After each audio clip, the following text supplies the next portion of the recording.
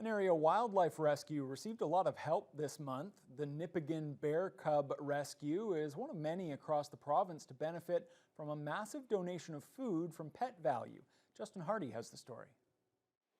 Baby black bears like this one could not survive by themselves out in the wild. They're much too young to take care of themselves and protect themselves from danger. These bears' only skill is to climb a tree at the first sign of trouble. That's why when young cubs are orphaned, the Ministry of Natural Resources brings them to places like the Nipigon Bear Cub Rescue, located just outside of the town. The rescue has been in operation for over 20 years and run purely on volunteered time by Dave and Wendy Traintinger. They're currently taking care of 4 very young cubs. Ontario Wildlife Rescue Director Sandy Donald says that they do a wonderful job, especially with the amount of time it takes for bear cubs to be ready to be on their own. Dave and his wife, they operate Nipigon Bears, which is just basically the two of them.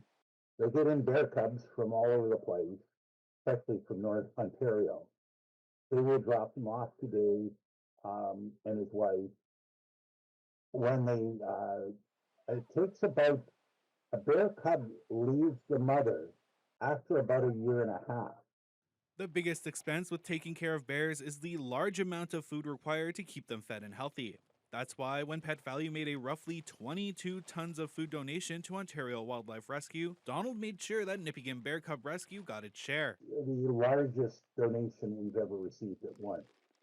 And it does make a difference for the wildlife. Quite literally, it makes a difference on how many animals they can look after.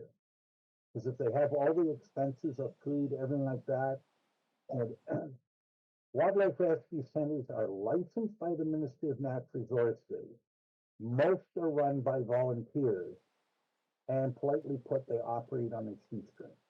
These bears will likely remain with Nipigon Bear Cub Rescue until roughly next spring when they're big enough to go out on their own. At that point, they'll be released somewhere in northern Ontario. Justin Hardy, TBT News.